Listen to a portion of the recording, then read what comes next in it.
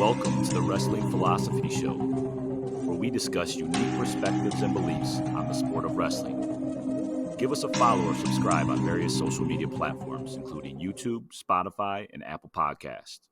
Enjoy the show. All right, welcome, Susan Scandlon. How you doing today? I'm doing well. How are you? Good. Just want to kick off, right? You're a wrestling mom and author, right? Of Cole's journey into wrestling. I guess what was your start, I guess, or first memory of wrestling? Oh my goodness. I just watched one of your other interviews and you asked Logan Stever, what was his first memory? That was really funny, his story. Yeah, it's a good one. Yeah. So I would probably say,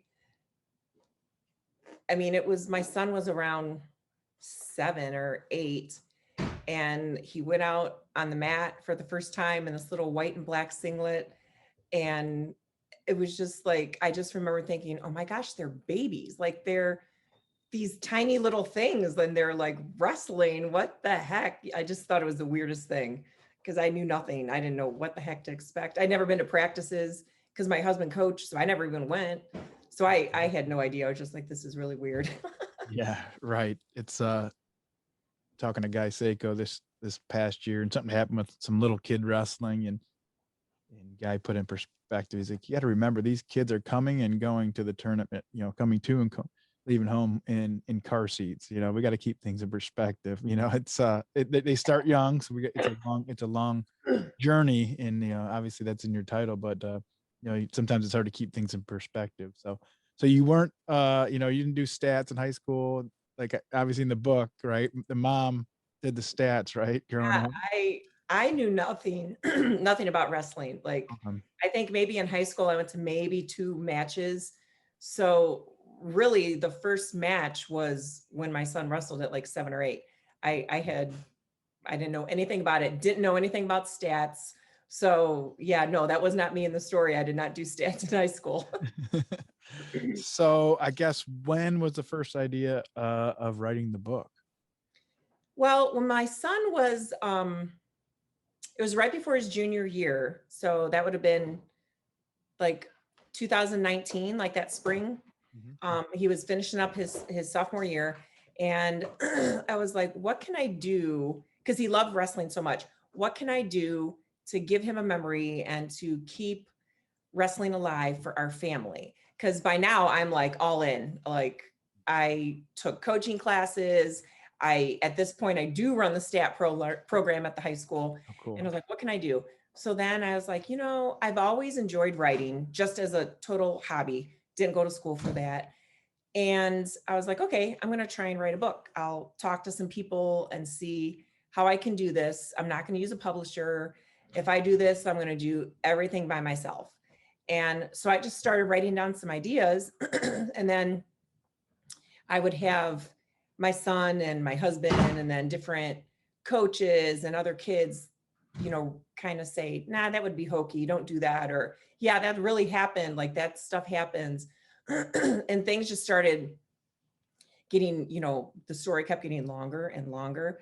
And then I was like, okay, I'm going to not only make this a story, but I'm going to make it a learning story because informative. Yeah. Because when I started, like I said, I didn't know anything about the sport. And I wish there was a book for me 12 years ago that explains stuff. Right. Because I didn't know anything and I didn't want to sound stupid. So I wouldn't ask questions, or I would ask later, like halfway, like we'd be home. So what did that, what did that mean? And then I was getting the story wrong because I couldn't really remember like what happened. And I was just like, okay, this just needs to be done. So that's how I ended up making the book, not just a story, but an informative, truthful, like actual, this really happened story. Yeah, no, it's awesome. And I mentioned to you the best part at the end, not the best part, but really at the end, you kind of go through, the point system and, what a singlet is, what a headgear is. Some people, these new parents do not know what these things are. It's a foreign sport, right? A lot of sports. Okay. You get the ball goes through the hoop and you score 2 points, right? but wrestling's pretty foreign. So you had this idea, right? 2019, and then you start, doing your homework, right? You said all of the books done in Ohio, right? Yes. So I started like, what do I need to do to self-publish a book? So I started Googling stuff, and I found a place in Ashland called Bookmasters, and they are like, we will do as little or as much as you want us to do. So I talked to them, and then we had just moved to Wadsworth the year before. So like 2018, we moved here, and neighbor across the street, I was just talking about, oh, I had this idea. They knew we were like a wrestling family, and I told her I was going to be looking for an illustrator, and I would hope to get somebody local. And she had a friend whose daughter was an illustrator. And so my illustrator's from Wadsworth, and her name is Haley Pickard. She got married, so that's not her name anymore. But so I met her, and I would give her parts of my story. And I'd said, like, I would like an illustration for this part, because you really need to see a picture to understand this. So we met like a lot, and she had never illustrated a book this long, or a colored book. Hers had always been like sketches for chapter books. So it took us a lot longer because neither one of us had really done this process before. And then I had some people read the book, all, like local people. I had coaches and an attorney, because he reads so much. And then I had a newspaper writer, and all these, they're called beta readers. So I had all these people read it. And then we got that part down, and then I went back to the Bookmasters and was like, okay, I want to have this many books printed. How long does it take? And and everything. And since they were in Ashland, it was nice. I just was able to go there and pick up the books on That's pallet. like, what, an hour from you? Not even? Yeah, not even. It was like 45 minutes, because you just pick out the highway and it's right there. So that was nice. And then I am so not techie, like totally not techie at all. And I was like, how am I going to do a website? Because I'm self-publishing, self-doing everything, self-advertising, like everything. I'm not techie. What am I going to do? So I had talked to some people to do a website. I had a friend start the website, and then I had another girl here in Wadsworth also who does that. And so she did the website. So everything was either somebody from Wadsworth or the Ashland Book Company. So it's been really cool to be able to keep it all local. That's amazing. Yeah. And you never wrote a book, so I'm sure it was some hurdles. So from day one to publishing, how long does something like that take then? It took me longer than normal, I think. The second time around, I don't think it'll be longer, because I already have an idea in my head to do something else. But I mean, it took me about a year, because by the time, like I said, I started having this idea spring of 2019 after my son's sophomore year. And by the time I got it done, it was right when Corona was starting all that stuff. And I was like, oh, that's fine. Like this will pass, come, open season, I can go right at the start, maybe October, get out there and get my book out there. And it was like, you couldn't go to any tournaments. Right. I had opened the website, so I was, selling stuff on there, but it totally slowed everything down. Timing was just awful. Right. Yeah. Not ideal. But hey, it's books don't expire, right? So it's like Right. on these books. And so you mentioned book number 2. Are you allowed to share any tidbits of that? Well, I have an idea, and my son wants to help me do this one, the one the one who's wrestled. And it's going to be Cole's adventure, or Cole's journey into something else that has to do with wrestling, but I'm not going to say, because I don't want anybody to steal my idea yet. Okay. But I don't think it'll be as long as this book, because this book is so informative. Like, you've read it, you have it. You can read this not knowing anything about wrestling. And by the end of the book, you'll totally have a grip on it. Or you can read it as actually, it's kind of cool. Seniors in high school, their parents have gotten this book for them as a graduation gift to like reminisce, like back. But I did it so detailed and stuff. And the next one won't be that long. So I do have an idea for another journey that he will continue on doing stuff. But yeah, I'm not going to say too much because plus I still got to get this one. I'm behind a year on because of Corona. No. So I got to get this one promoted more. Although it's doing good because I do have an Amazon and the website and some That's what I stores. was going to say. They can find it, right? You have a website, Amazon. They can find it there, Yeah, right? and it's now at Dan Gable Wrestling Museum. That's awesome. And yeah, so that was pretty cool. And then there's a town in Medina County called Chatham, and there's a store there, Chatham General Store. They have it. So yeah, so I'm just a year behind of what you're normally, what you're planning on. So right. So now I gotta jump into and get to some more tournaments, and I was only able to go to 2 tournaments this whole last year. Right, and they weren't big tournaments by any means. Right? A lot of them are small, right? So right, and they were just a game changer. Yep. So this year, coming end of summer and then fall into season, I'll be doing a lot more traveling and getting the book out there. Yeah, the book's very informative, and it definitely, like you said, when I was reading it, did throw back some memories. Like, oh yeah, I remember what first match, or the details of not breathing, right? First time you it seemed foreign in a match, like your heart's racing and things like that. But yeah, that I was talking to my son and husband. I'm like, what do you guys feel? Like I can see. What do you feel? What do you hear? What is it? I can guess what you're thinking of you. But like I would have never thought he felt like his lungs were on fire because you guys are just so like I didn't know that. So I'm like, oh, that's a awesome story. That's a good line in the story.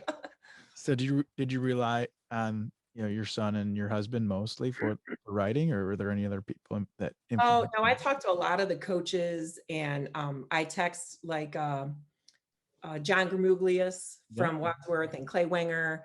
I talked to them, giving scenarios. Referees, I talked to some referees, getting scenarios. Marcus Lambden and Justin, I forget his name. Like I talked to some different people. Ray Anthony. Oh yeah, Ray. Yeah. Awesome. Ray. He's like, I went to college with his son. So. Oh, okay. Or young Ray Anthony or Ray Senior? Oh, big Ray Senior is the one who I know. Yeah. Okay, cool. Yeah. Ray Senior, I think, is a ref. Yeah. But I talked to Ray, and asked questions and stuff because I didn't want to get it wrong. Like there's no other book like mine out there. So I didn't want to get it wrong. Right. But I know, like I said before, I took all these coaching classes and everything. So I know the scoring, I know all that stuff, but I still I had my son check it, and then I had my husband check it, and then I checked it again. Like, am I doing the scoring right for, some of the matches at the end in the story, they got pretty close.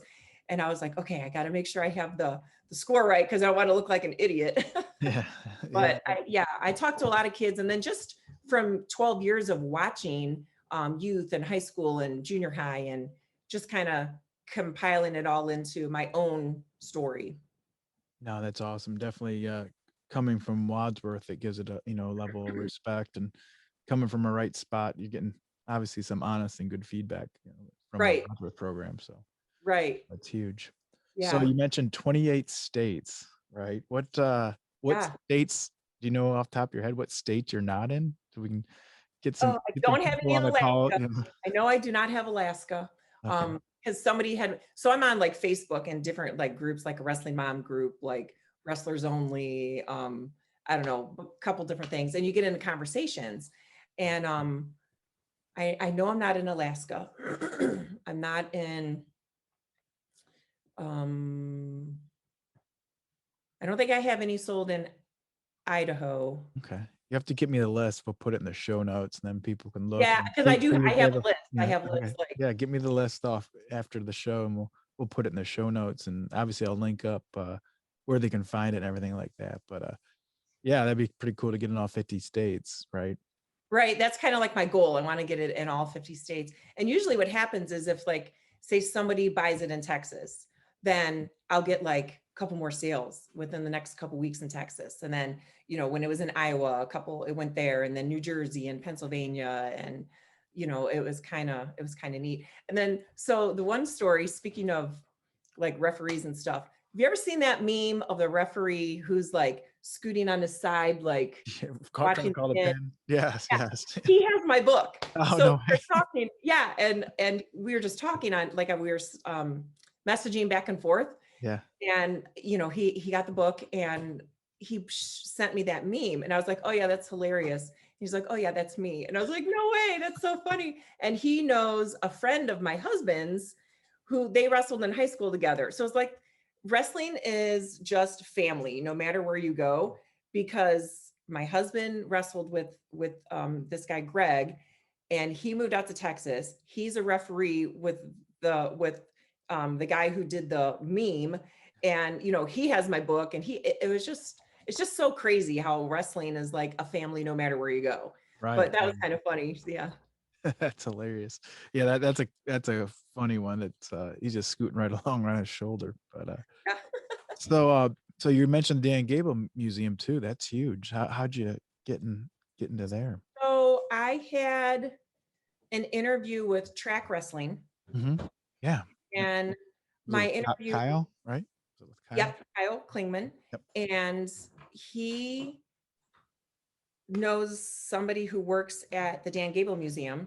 So he gave me their number and I talked to them because I had already sent the both of the museums a book. Like when my book first came out, I sent them books, just for them to have, like, hey, I'm a wrestling mom, I wrote a book, thought you might like this.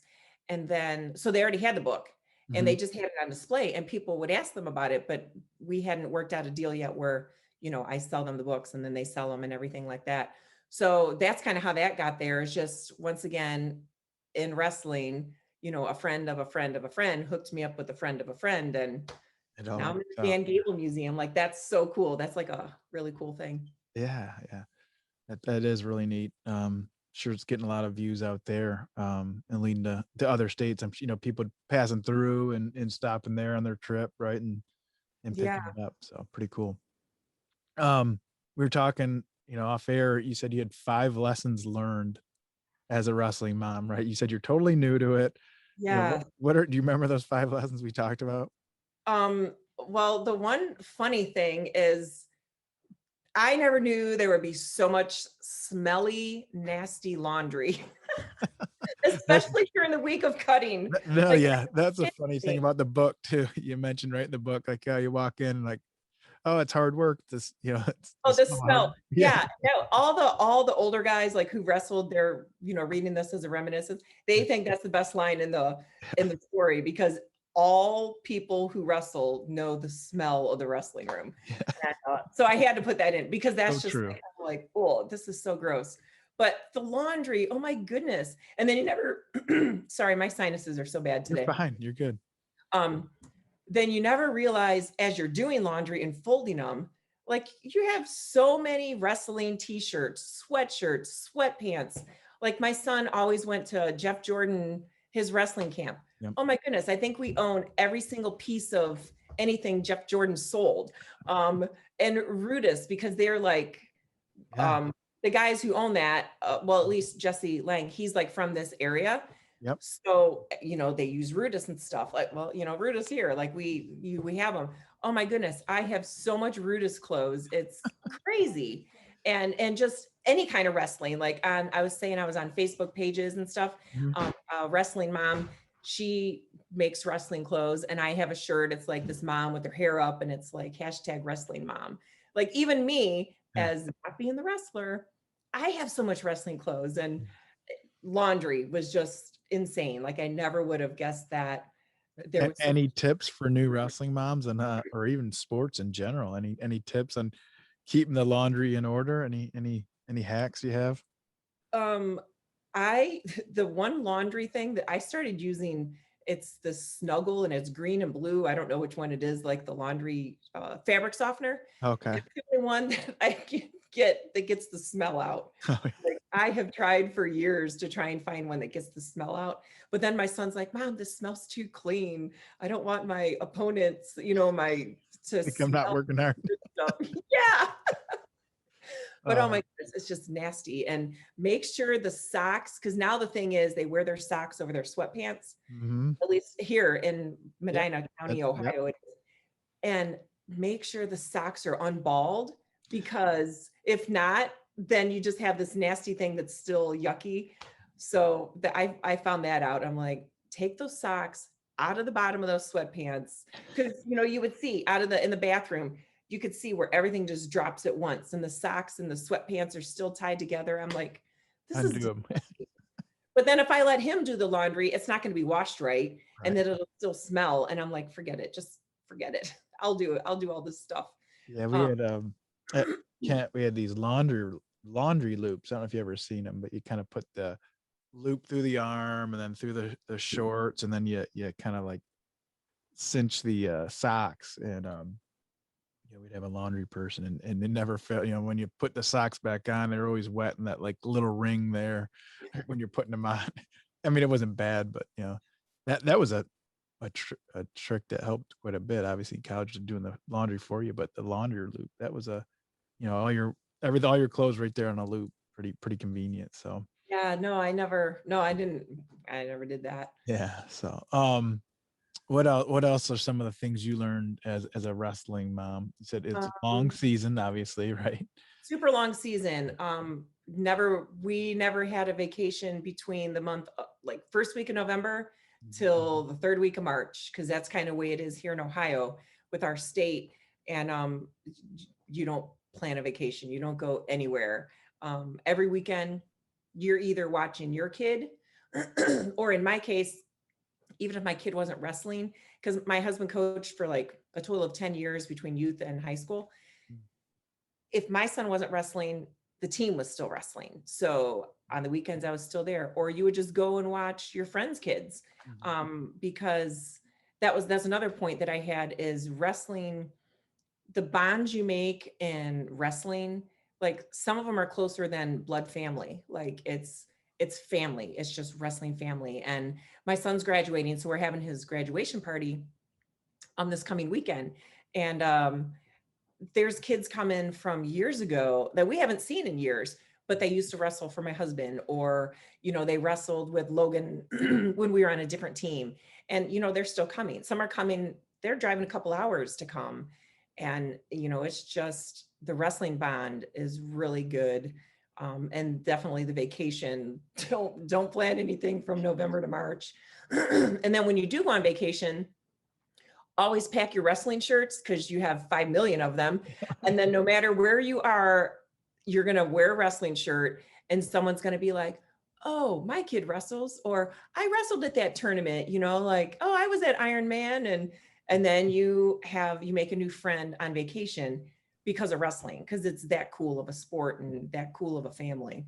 Yes, and especially from being Ohio too. They know Iron Man and some of the teams in Ohio, right? The tradition, and yeah, it never fails. You wear a wrestling shirt on vacation. Oh, wrestling, yeah, and usually there's some person in common. But that's so true. It's definitely a small network. Wrestling's a small network. So Yeah, definitely. And that's a cool thing, and that kind of helps you. I don't know, like even just certain, like whether it's, I think Cradle, I don't know if Cradle Girl makes t-shirts or whatever, but like Rudis, like I said, again, you just have a Rudis shirt on, it doesn't even say anything. And they're like, oh, does your kid wrestle? Do you wrestle? Like, and I love getting asked that question, because then of course I'm a talker. So obviously I'm a talker. I don't shut up, but it's just so cool. And then you learn something new. Like, you'll have a conversation and be like, hey, have you ever hit a, whatever? And, obviously I haven't, I don't wrestle, but my son or my husband will be like, oh, I got hit in that, back in the, 2018 Ironman tournament, the kid was from Blair Academy, or, like whatever. And it's just fun, fun conversation. Just being part small of it. world. Yeah, small world. Yeah, definitely. So the book, right? Let's get back to the book. So what age level is it written for? If someone's interested in the book, obviously we said where they can find it, but kind of what age level is it for? Obviously you mentioned high school. Some people buy it for kind of reminiscing and things like that. But I guess is there like a certain age level it's for that it kind of So my recommend? book is kind of unique in that when I wrote it, it actually could have been a chapter book Mhm. because it's so long. It's 96 pages, but I think like maybe, But there's illustrations in there, so it's not yeah, like it's it's like 89 of them like are actually like part of the story. And so I could have done a chapter book, and it could have been just for older kids. But the way I wrote it, it's like a chapter book that is also a children's storybook. Mhm. Because you read it, but there is an illustration for every single um, page in the book. So there's either, story and illustration, or illustration with story in between. And I wanted it definitely to be for youth. But like I said, I wrote a little bit higher level so that somebody older can understand it.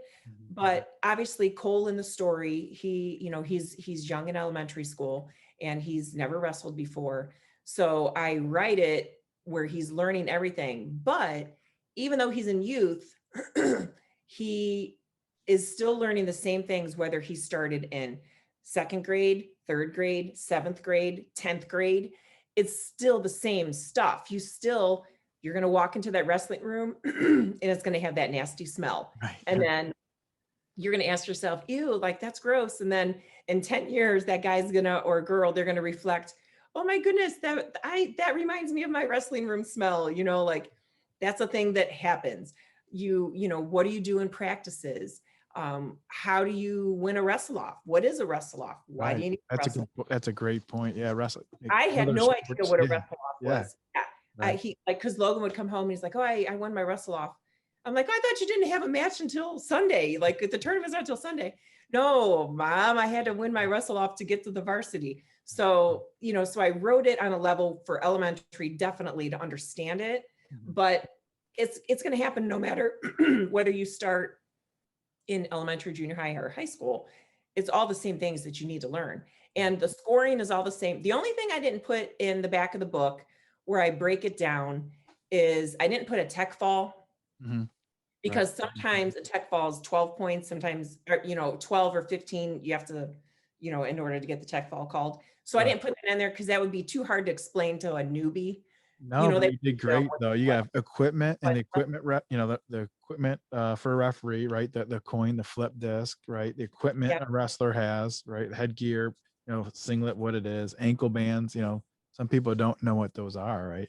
Right. Cole's basic wrestling terminology, right? Wrestle off, like you mentioned, sprawling, bottom, top, stalling, scoring. And if anything, like you said, when you were new, you were quiet because you didn't know. So you're like, I'm just going to be quiet probably and just hear and listen, right? Well, if they read this book, right, and that's just, 4 pages of the terminology at the end, that doesn't include the book, that's probably going to open some eyes on questioning. Like, okay, now when you take someone down, why is this 2 or this is, such and such. So it probably kind of leads to more questions for a new parent, right? And then yes, because parent that next to them, go ahead. Yeah, that was that was one of the things, 2 points. That was so confusing to me because I was like, he's on top. Why didn't he get 2 points? He got 2 points last time he was on top. And then so you had to learn. And I think that's one of the terms in the back that I broke down: on top, bottom position, top position, because that depends on if you're going to score or not, how you get the scoring. So I just put things in there that I remember as a parent not knowing anything that I really needed to know. And then I only picked basic things for the moves that I explained, because those are like the basic moves that all youth wrestlers will learn as the basic. And then you're going to get into their, your Easton Tilt, your Nyber, your Kobe, like all those different crazy ones. But these are all things that whether you're high school, junior high, or youth, you should know these moves. You need to know what a single leg is, a double leg, sprawling.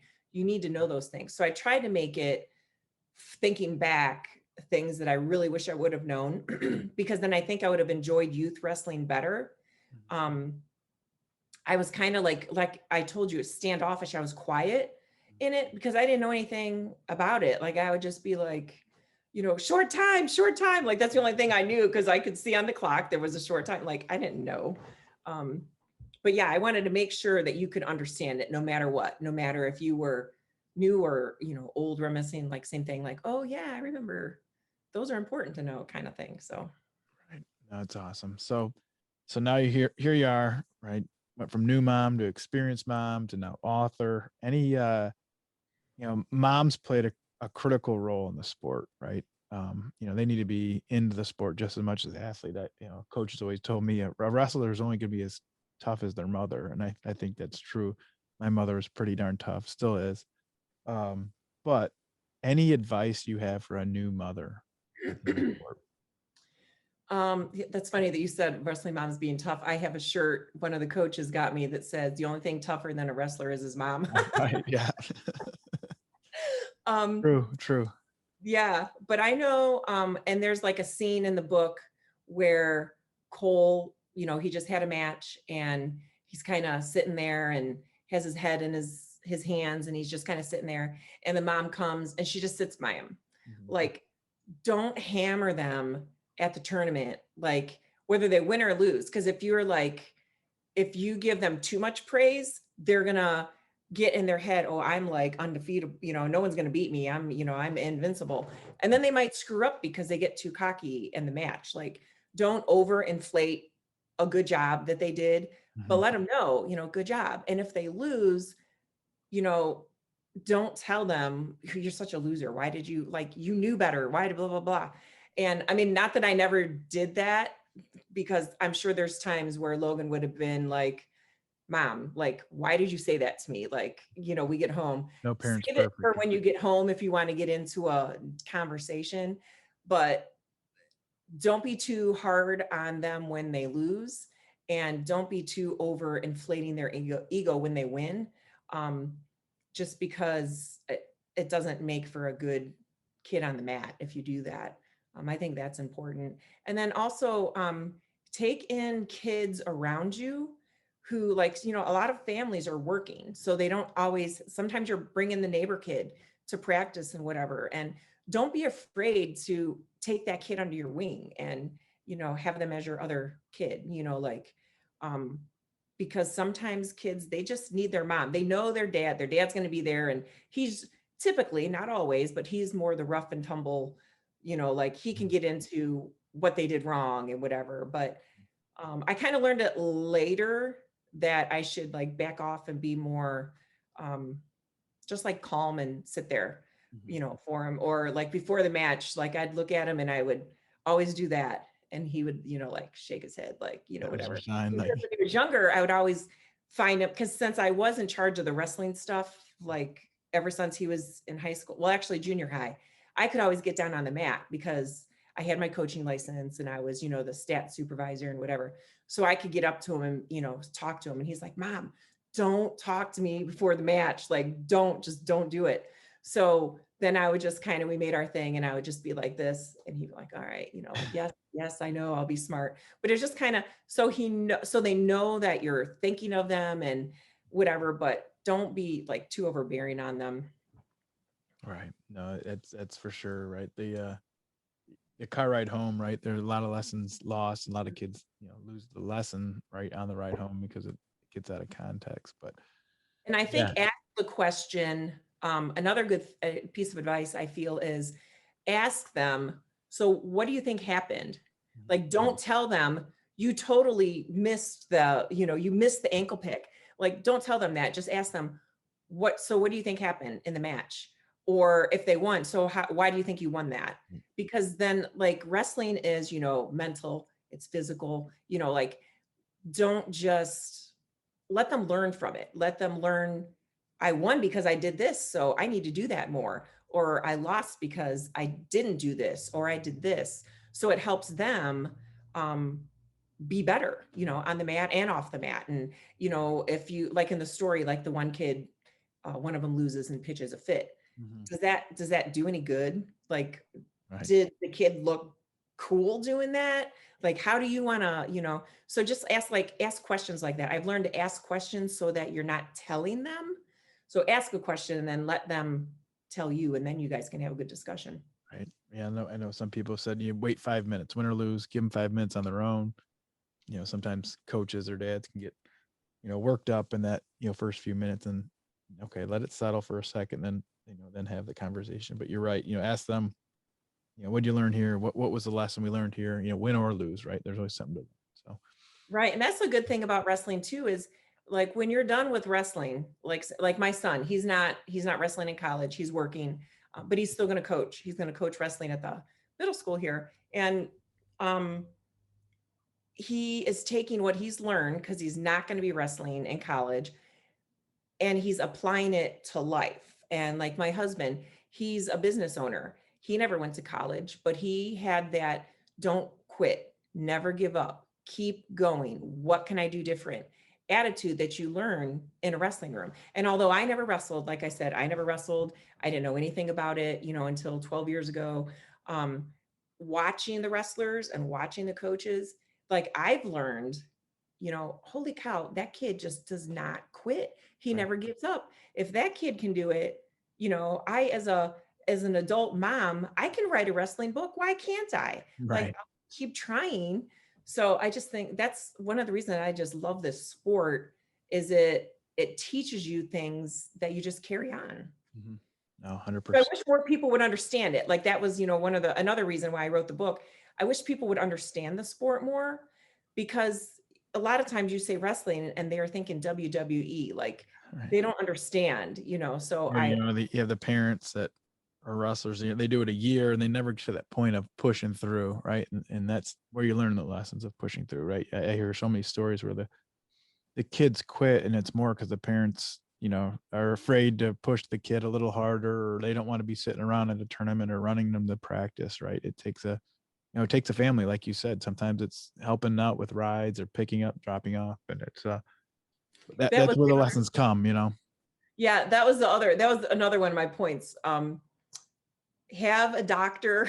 Oh yeah. Right. You gotta have that has later hours because of the ringworm, the impetigo, the strained shoulder, all that. Because we found a nurse practitioner who has evening hours.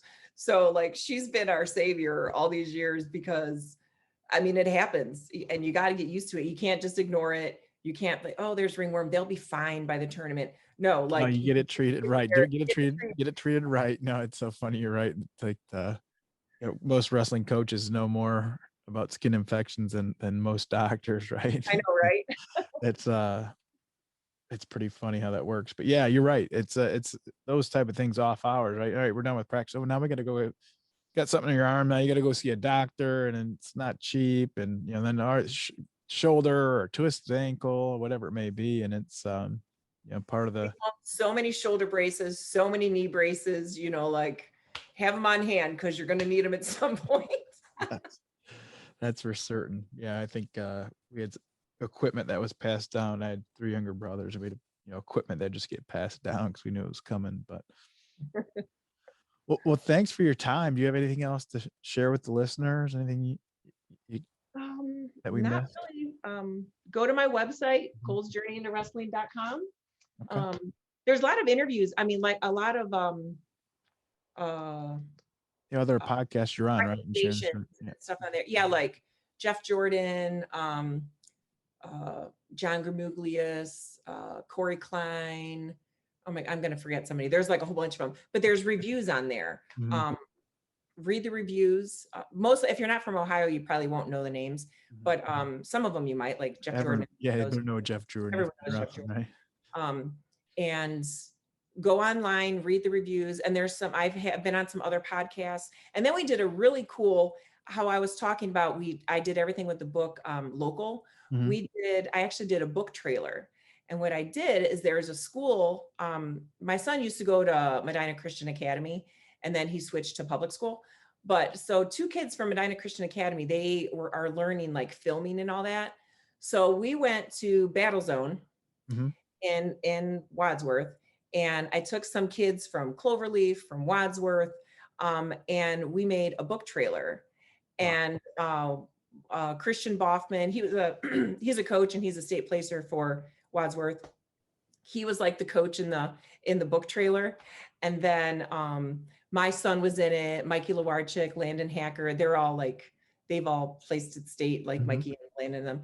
And then I had younger kids and whatever, but it was really cool. We did that in Wadsworth with Medina County people, wrestlers, and then the kids from the other school all filmed it. So that's funny. And I think we got it down to 50 minutes. We were there like an hour, but we got the trailer, they, snipped it down to 50 seconds.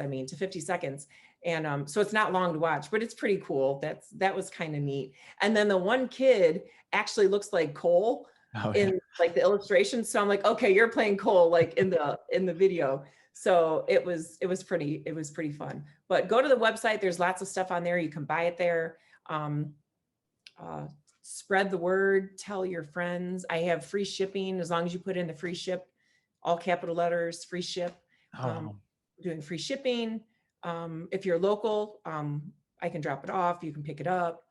oh, cool. Awesome. And, yeah. yeah. Thank you. We'll be sure to put out in the show notes all the links and the states you're still trying to get to. So yes, thank I'll get you that. Yeah, because I have a whole list of them, and it's easier for me to remember the states that they've been in. But yeah, no, tell Coach G for tell him thanks for putting us in touch, and thank you for your time. yes, thanks a lot. I appreciate it. You know, I know what's not fake news. What's that? When people say that they got a better corner rug than me. They don't have the felt back, right? No, man. I mean, that's fake news. That's fake news for sure. I mean, if you ain't got the green felt back, 100% nylon, you're just kind of you're gonna buy a rug again. I guess is how it comes down to. That won't be your last rug. Right. My right. rug could be your last rug. I mean, realistically, I mean, all the traffic you had on your rugs. This was right. We had them probably over 10 years. And we used them for everything. I mean, everything. We used them not, if we didn't use them on the mats, we used them to cover cords and stuff like that. So, I mean, no one used them more than us, right? Yeah, that's a long time. 10 years, man. You're going to get 10 years. How many events we had, how much traffic, right? It's not like you're just doing a little high school tournament, right? So, I mean, we're using them, and, probably 20 times a year. I don't know, right? So who uses it? No one had, so 20 times a year times 10 years. And, so we got our use out, and we didn't need new ones, but we want to look right. So we got some new ones this year. We didn't need them all replaced, but we got some new ones this year. So.